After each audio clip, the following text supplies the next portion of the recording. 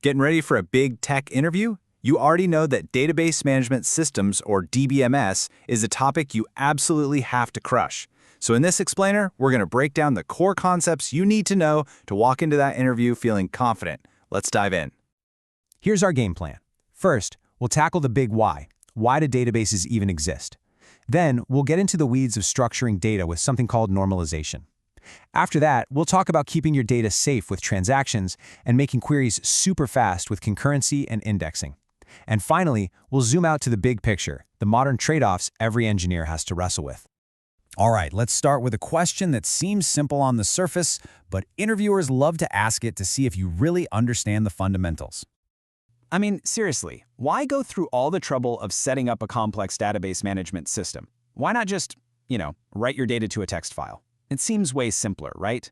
But as you can imagine, that simple approach starts to fall apart fast. A simple file system is, well, it's fragile. Imagine two users trying to update the same file at the exact same time. It's complete chaos. Or what if your server crashes right in the middle of a write? Your data is probably toast. A DBMS is built to solve these exact problems. It's designed from the ground up to handle multiple users, to guarantee that your data stays consistent, and to provide robust backup and recovery. It's not just a digital file cabinet. It's a high-security, intelligent vault for your most important asset, your data. Okay, so we've established why we need a DBMS. Now for the next big question. How do we actually organize the data inside it? You can't just dump everything into one giant, messy table. That leads to a world of pain. The proper way to do this involves a process called normalization. The whole reason normalization even exists is to prevent a nasty set of problems called data anomalies. And trust me, these are like little gremlins in your system. If your tables are poorly designed, a simple action like an update or a delete can have these destructive, unintended side effects that completely corrupt your data. Take a look at this table. It's a perfect example of what not to do. See the student Jones? All of his information is repeated. Now, what happens if Jones moves to a new address? You have to remember to update his address in multiple rows. If you forget even one, boom, your data is now inconsistent. That's called an update anomaly. Even worse, look at Richard. He's only taking maths. If he drops that course and you delete that row, you've also just erased the fact that course 9322 is called maths from your entire database. That's a deletion anomaly. This design is basically a data minefield. So how do we fix this mess? Through normalization. It's actually a really elegant solution. We break that one monster table into smaller, more logical pieces. We create one table just for students, with each student appearing only once. We make another table just for courses, and then we create a third, simple table that just links them together, mapping student IDs to course IDs. Just like that, all those anomalies, they're gone. If a student moves, you update one row. Problem solved. So our data is nicely structured. That's a huge step. But what about keeping it safe while we're actually performing operations, like transferring money from one bank account to another?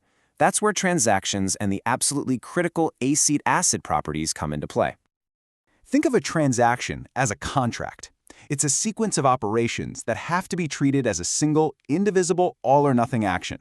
For that bank transfer, debiting money from one account and crediting it to another, that entire process must either succeed as a single unit or fail as a single unit. There's no in between. This all-or-nothing principle is called atomicity. It's the A in acid. So in our bank transfer, if the money is taken out of your account, but the system crashes before it lands in your friend's account, atomicity ensures the whole transaction is rolled back. The money magically reappears in your account as if nothing ever happened. It's a lifesaver. Next up is C for consistency. This simply means that a transaction can't violate any of the database's fundamental rules. For instance, if a rule says an account balance can't go below 0, a transaction isn't allowed to break that rule. The database must be in a logical, valid state both before the transaction starts and after it finishes. Then we have I for isolation. This is incredibly important when you have lots of things happening at once. Isolation basically puts blinders on each transaction. It ensures that one transaction can't see the messy, half-finished work of another transaction that's running at the same time. It's as if each one is in its own private soundproof room. And finally, we have D for durability. This one is simple but crucial. Once the database tells you a transaction is committed and done, it is permanent. The change will survive a power outage, a server crash, you name it. That data is safely written to non-volatile memory, and it's not going anywhere. Okay, so our data is well structured and our operations are safe. Now for the fun part, speed. How does a database handle thousands of simultaneous users and find one specific piece of data among billions of records in the blink of an eye? First, to handle all those users, a DBMS uses a clever system of locks.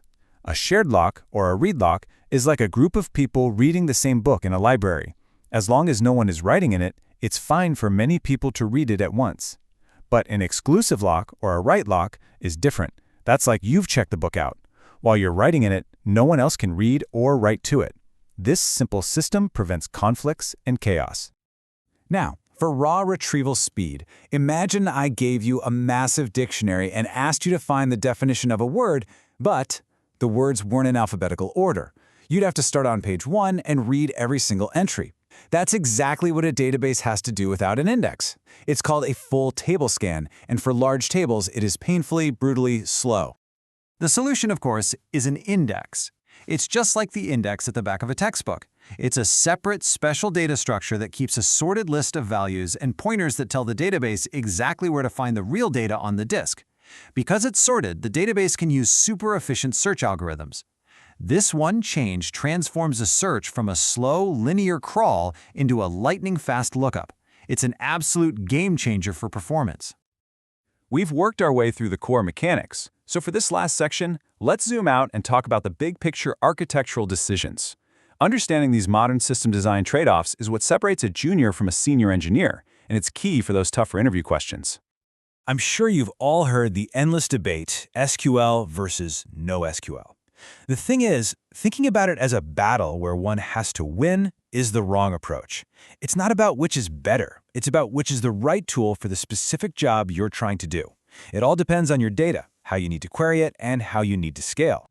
This choice often comes down to a fundamental law of distributed systems called the CAP theorem. You can think of it like that old saying, good, fast, or cheap. Pick two.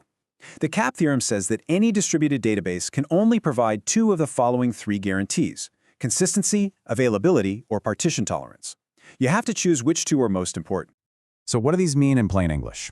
Consistency means everyone reading the database sees the exact same data at the same time.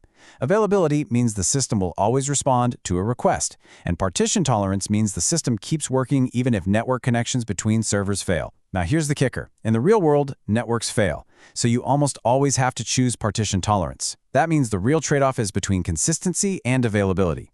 A CP system like MongoDB will choose consistency, even if it means being temporarily unavailable.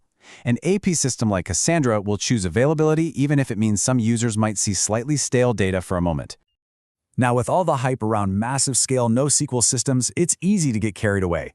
This quote brings us right back down to earth with a dose of real-world engineering wisdom. For the vast majority, like 95% of applications out there, a traditional, boring SQL database, maybe with some smart caching in front of it, is the right answer. It's not flashy, but it's reliable, and it just works. And that right there is the ultimate takeaway for your interview. The best engineers don't have a favorite database. They have a deep understanding of trade-offs.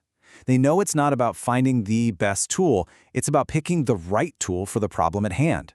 When you can walk into an interview and explain your choices based on these fundamental trade-offs, you're not just showing you know facts, you're showing you know how to think like an engineer. And that's how you'll stand out.